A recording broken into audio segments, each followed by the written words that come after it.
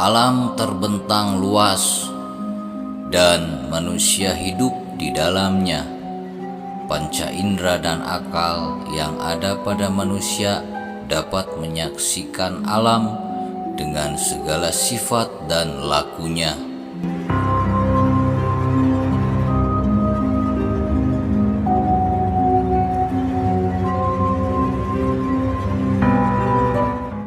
Kehidupan manusia itu sendiri tidak dapat dipisahkan dengan alam semesta. Oleh karena itu, yang pertama muncul pada manusia adalah perasaan bahwa ada sesuatu yang menguasai alam semesta ini. Dia yang mengatur dan menyusun perjalanannya. Dia yang menjadikan segalanya. Dia yang maha kuasa atas setiap sesuatu yang ada. Kesan pertama bahwa ada yang maha kuasa itu merata pada seluruh manusia, karena kesan ini tumbuh apabila akalnya sudah mulai berjalan, bahwasanya ada suatu kekuatan tersembunyi di latar yang tampak ini, yang selalu terasa ada tetapi tidak dapat ditunjukkan tempatnya. Di zaman akal mulai tumbuh, hayalan tentang yang ada itu diberikan rupa, lambang atau simbol dari perasaannya sendiri. Perasaan yang macam-macam yang timbul di sekeliling kesan tentang yang ada. Kadang-kadang timbul takut kepadanya dan kadang-kadang timbul pula rasa terharu, keindahan dan kebesaran karena adanya. Karena itu, diadakanlah pemujaan kepada benda-benda yang seram, misalnya batu, pohon, seperti pohon beringin atau gunung. Nyatalah kelihatan bagaimana berkembangnya pemujaan kepada yang gaib menurut pengaruh keadaan hidup pada masa itu. Saat kehidupan hidup di gua, manusia menyembah rimba yang seram, kayu-kayuan dan batu, kemudian itu menyembah gunung. Setelah hidup berpindah dari gua batu ke tepi sungai, disembahlah air yang mengalir, dipujalah air laut saat pasang naik dan pasang surut. Terkadang ikan disembah juga. Di zaman hidup dengan cara perburuan, dipujalah binatang-binatang yang dirasa ada hubungannya dengan para suku. Apabila kehidupan telah maju dan telah berpindah ke zaman bercocok tanam, mulai terasa pertalian yang erat di antara langit dan bumi. Karena kesuburan tumbuh-tumbuhan berkaitan dengan hujan dari langit, mulailah mata menengadah ke langit. Di sanalah terletak rahasia yang maha kuasa. Manusia mulai berpikir, di manakah pusat kekuasaan besar itu? Ada pembagian siang dan malam. Siang dan malam menyatakan pembagian hidup. Adanya siang dan malam karena perjalanan matahari. Apabila matahari terbit, teranglah alam dan kita bisa bekerja. Apabila matahari terbenam, hari menjadi gelap dan ada ketakutan karena gelap. Oleh sebab itu, timbullah persangkaan bahwa matahari pusat kekuasaan. Hari adalah pertukaran di antara siang dan malam. Maka bola merah yang beredar adalah matanya. Pergiliran di antara siang dan malam adalah dia. Kadang-kadang disebut juga kala, yaitu masa dan ketika. Dinamainya dengan batara kala. Di sini sudah mulai berkembang cara berpikir manusia. Manusia sudah mulai menggambarkan kesatuan yang ada itu. Inilah pangkal persembahan kepada matahari. Terpikir pula oleh manusia bagaimana keindahan bulan purnama dan bagaimana pengaruhnya kepada tanam-tanaman dan binatang ternak. Selain itu, bagaimana pula pengaruhnya terhadap pasang naik dan pasang surut air laut. Karena itu, kepercayaan kepada bulan adalah tingkatan yang kedua setelah terlebih dahulu mengesankan bahwa kesatuan adalah pada matahari. Kemudian timbullah kepercayaan dan pemujaan kepada bintang-bintang. Cahaya bintang tampak di waktu malam setelah matahari tidak ada lagi dan setelah bulan lepas dari purnamanya atau belum meningkat purnamanya. Pergantian bulan sebanyak 12 kali dalam setahun ditentukan setelah dilihat bintang-bintang yang berganti kelihatan. Apabila genap peredaran bulan sebanyak 12 giliran, bintang yang terdahulu jugalah yang terlihat sekarang. Pergiliran bintang itu sangat berpengaruh dengan musim. Ada musim hujan dan ada musim kemarau, yang lain pula bintangnya. Jika melihat dari sudut kebendaannya saja, timbullah ilmu pengetahuan tentang perjalanan falak. Inilah asal-usul ilmu falak. Manusia hidup berkelompok-kelompok, bersuku-suku. Sudah nyata bahwa mula-mula manusia melihat keluar lingkungan dirinya, baik kepada bumi yang terhampar maupun kepada langit yang terbentang luas. Sesudah itu, penglihatannya mengarah ke bawah, kepada diri sendiri dan kepada masyarakat sekeliling. Manusia telah ada di dunia ini. Dari mana datangnya manusia? Manusia datang dari hubungan badan di antara kedua orang tua. Karena itu, terasalah bagaimana kuatnya tali hubungan kehidupan manusia karena adanya alat kelamin laki-laki. Seorang laki-laki merasakan bagaimana kegagah perkasaannya mencari makan dan bersetubuh karena alat kelaminnya. Seorang perempuan merasakan pentingnya hubungan dia sebagai perempuan dengan kawannya. Laki-laki karena alat setubuh itu, timbullah kesan bahwa alat setubuh merupakan rahasia dari kehidupan. Oleh karena itu, hal itu dipandang sebagai pusaka gaib dan bertuah yang harus dipelihara dan dipuja.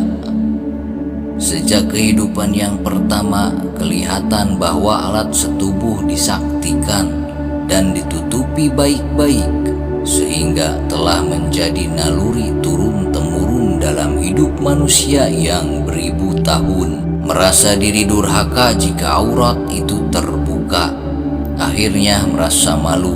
Ini juga sebabnya salah satu lambang persembahan bagi bangsa-bangsa dan suku yang masih sederhana, yaitu penggambaran alat bersetubuh. Bahkan pada kuil-kuil pun masih terlihat puncak yang lekas, membawa kesan bahwa itu merupakan gambaran dari alat kelamin laki-laki. Kepercayaan yang demikian mendekatkan hubungan dengan orang tua, bahkan menyebabkan orang tua pun menjadi persembahan dan pemujaan. Anak cucu dari bapa yang pertama pun berkembang biak, namun hubungan dengan bapa yang pertama tidaklah putus. Satu persoalan yang menambah kuatnya kegaiban tersebut yaitu tentang adanya kematian.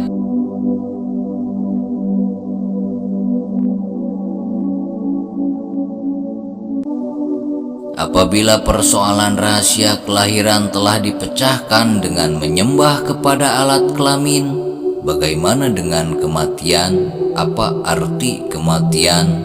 Mengapa setelah hidup dengan sehat, hidup terhenti? Padahal raga tubuh masih ada.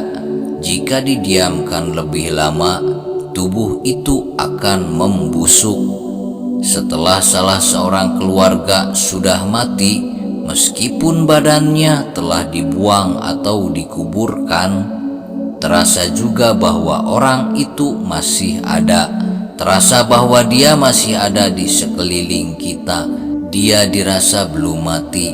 Kadang-kadang datanglah orang yang sudah meninggal itu dalam mimpi. Timbullah kesan bahwa selain tubuhnya yang kasar, ada unsur halusnya.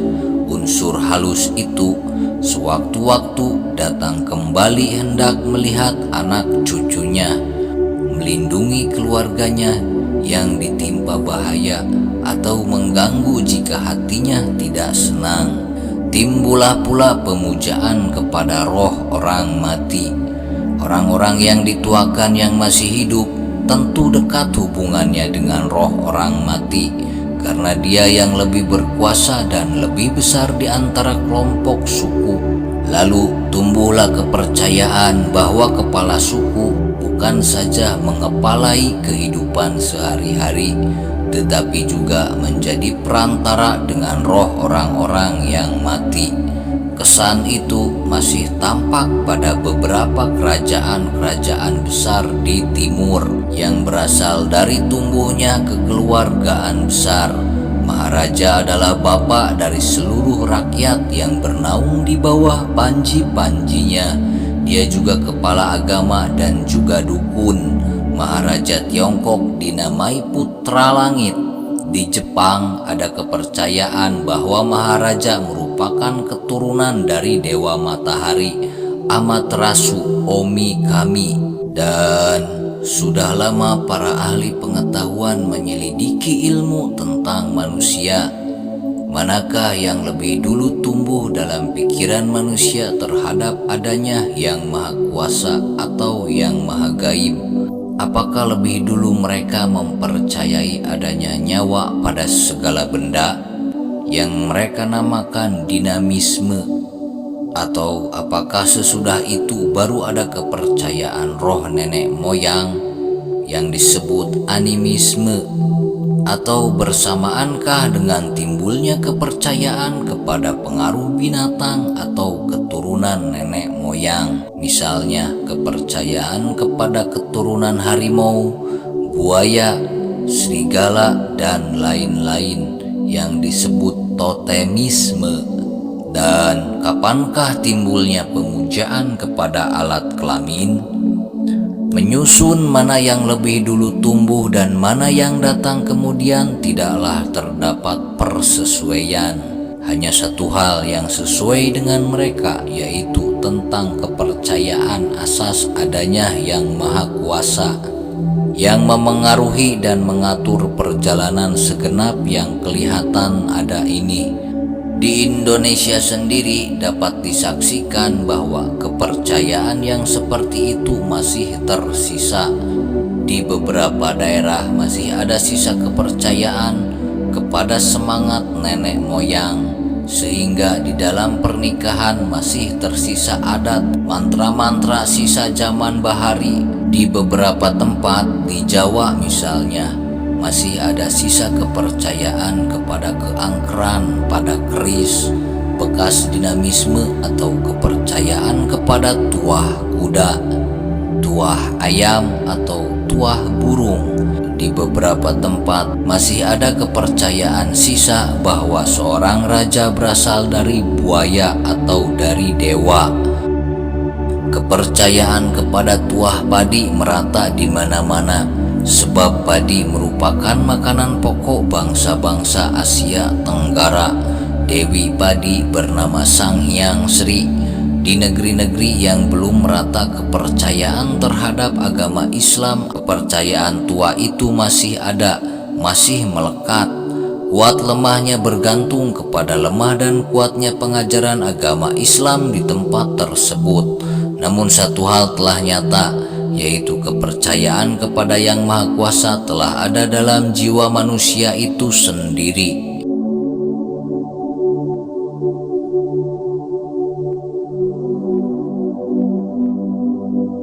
Setelah kita membahas bagaimana pertumbuhan kepercayaan atas adanya yang ada, Yang Maha Kuasa, yang gaib pada manusia, sejak zaman primitif sampai kepada kemajuan masyarakatnya, tampak pula ada juga perkembangan kepercayaan itu pada manusia-manusia besar yang berpikir. Jika kita tilik ke dalam sejarah pertumbuhan filsafat di Yunani, tampak bahwa sebelum datang masa berfilsafat, telah ada lebih dulu kepercayaan karena pengaruh perasaan tentang adanya yang ada. Homerus, penyair Yunani yang besar, telah menyairkan peperangan-peperangan di antara dewa-dewa. Akan tetapi mereka mengakui bahwa yang menjadi pusat seluruh dewa yang berpuluh ribu banyaknya Sebanyak bintang di langit itu ada dewa besar, yaitu Apollo. Mulanya timbul berpikir semata filsafat dimulai oleh Thales yang hendak menyelidiki asal-usul semua yang ada dari segi kenyataannya. Dia berpendapat bahwa asal segala sesuatu ialah air. Diikuti oleh Pythagoras yang mengatakan asal segala ialah angka dan pokok. Segala angka ialah satu. Akan tetapi filsafat alam itu kemudian dikembangkan oleh Socrates kepada filsafat diri. Setelah manusia menengadah ke langit, sekarang sudah masanya manusia memiliki diri sendiri. Timbullah permulaan dari ilmu jiwa atau psikologi dan ilmu akhlak atau ilmu budi pekerti. Murid Socrates yaitu Plato yang terkenal menyempurnakan lagi, lalu timbul hasil penyelidikan tentang adanya yang maha kuasa, yang maha esa, penggerak dari segala sesuatu. Itulah Tuhan dari segi filsafat, bukan lagi dari segi kedongengan atau mitologi. Beliau menyatakan pendapat bahwa di balik alam yang nyata ini merupakan hakikat yang maha tinggi. Dari sana kita datang dan ke sana kita akan kembali. Tanda adanya ialah karena keinginan kita selalu hendak pulang kepadanya. Dialah kebenaran yang mutlak. Aristoteles, murid Plato, mempelopori filsafat berhubung hendak mengetahui hakikat dari yang ada itu. Dialah penggerak yang tidak bergerak. Dialah yang wajibul wujud, yang pasti adanya. Adapun ada yang tampak oleh panca indera, ini hanyalah yang mukminul wujud. Berkembanglah tinjauan kepada yang ada itu menurut filsafat. Dari zaman Yunani ke zaman Romawi, Tiongkok, di India, bahkan di seluruh pelosok dunia. Karena adanya akal manusia, dari filsafat Yunani berkembang biak sampai tumbuh hingga akhirnya disambut oleh yang disebut filsafat modern. Yang dimulai dari zaman Descartes, terjadilah pertikaian di antara ahli falsafah tentang yang ada, tentang asal segala sesuatu, apakah semata benda atau semata nyawa, atau gabungan di antara keduanya. Timbul juga penyelidikan, apakah akal dan pikiran itu, apakah dia di luar dari otak, yaitu dua barang, atau adakah dia hasil dari kerja otak. Dibicarakan pula hidup manusia, apakah hidup hidup hanya karena terdapat darah yang mengalir dalam tubuh, dan apabila darah telah dingin, terhenti atau habislah hidup, sehingga dapat ditetapkan bahwa hidup merupakan bekas dari panasnya darah. Tidak ada kepastian pendapat tentang hal itu, sebab ujung segala perjalanan pikiran akhirnya akan tertumbuk pada suatu tebing yang tidak dapat diseberangi lagi. Apakah alam ini terjadi dengan sendirinya atau ada yang menjadikan? Bagaimanakah hubungannya yang menjadikan dengan yang dijadikan? Jika memang ada yang menjadikan itu, sejauh perjalanan akal mestilah ada ujungnya, mesti ada perhentiannya. Di seberang yang sebelah sana tidaklah dapat dicapai lagi. Keputusan mesti diambil tentang ada atau tidak ada. Memutuskan adanya semata-mata dengan pikiran manusia yang lemah ini tidaklah mungkin. Lebih tidak mungkin pula memutuskan bahwa dia tidak ada. Oleh karena itu, walaupun ada aliran filsafat yang mengatakan tidak ada, mereka dibantah oleh yang mengatakan ada. Akhirnya, apakah jadinya filsafat itu? Akhirnya, filsafat itu tidak lain daripada mengumpulkan berbagai bentuk karya pikiran. hanya tentang dua masalah, yaitu keberadaan atau ketiadaan. Belum dapat filsafat mengemukakan masalah lainnya. Yang ketiga, di luar dari ada dan tidak ada, itu pun tidak mungkin. Itu sebabnya bagaimanapun kemajuan filsafat hanya dapat mengembangkan kedua masalah itu saja atau memisah-misahkannya. Masalah-masalah yang timbul dari pokok filsafat lalu dijadikan ilmu tersendiri dan menghentikan pembicaraan hal yang ada atau tidak ada. Setelah zaman falsafah, perkembangan hidup manusia dan perkembangan caranya berpikir sejak dari zaman sangat sederhana sampai dia meningkat bermasyarakat, nyatalah sudah bahwa pokok asli pendapat ialah tentang adanya yang maha kuasa dan maha gaib. Inilah perasaan yang murni semurni-murninya dalam jiwa manusia. Jika manusia membantah keberadaan yang ada, bukanlah itu permulaan, tetapi itu adalah kemudian karena keraguan yang timbul ketika manusia mempergunakan pikirannya. Singkatnya, kalau manusia membantah jiwa murninya sendiri. Begitulah sejarah ketuhanan sampai filsafat ketuhanan yang menyebabkan perdebatan antara mereka sendiri tentang Tuhan itu ada atau tiada. Mulai dari semenjak batu, rimba, pohon, matahari, bulan, bintang, hingga sampai zaman filsafat, sebagian mereka mempercayai tidak ada. Mereka disebut ateisme. Mereka yang mempercayai adanya Tuhan disebut teis. Hingga akhirnya keilmuan filsafat tidak membicarakan tentang Tuhan lagi, sebab pikiran benar-benar menemui kebuntuan jika memikirkan tentang ketuhanan. Jika dipaksakan akan menyimpulkan Tuhan tidak ada. Itulah hasil ajaran dari pikiran semata.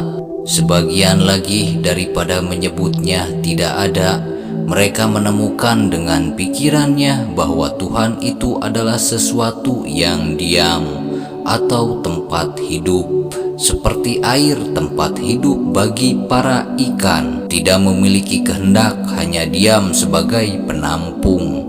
Itulah ajaran filsafat. Anda akan banyak menemukan ajaran seperti ini di zaman modern dan khususnya di akhir zaman, sehingga membingungkan manusia. Saya hanya menyampaikan Al-Quran surat Al-An'am ayat 74 sampai ayat 79 tentang perjalanan Ibrahim mencari Tuhan. Tapi kini ini adalah perjalanan Anda. Sampai jumpa di video selanjutnya. Jika kamu suka dengan pembahasan ini, maka klik suka dan dukung di kolom komentar. Jika ratingnya baik, kami akan lanjutkan pembahasan seperti ini. Jika ratingnya kurang baik, kami anggap Anda tidak suka dan pembahasan seperti ini adalah yang terakhir. Terima kasih. Wassalamualaikum warahmatullahi wabarakatuh.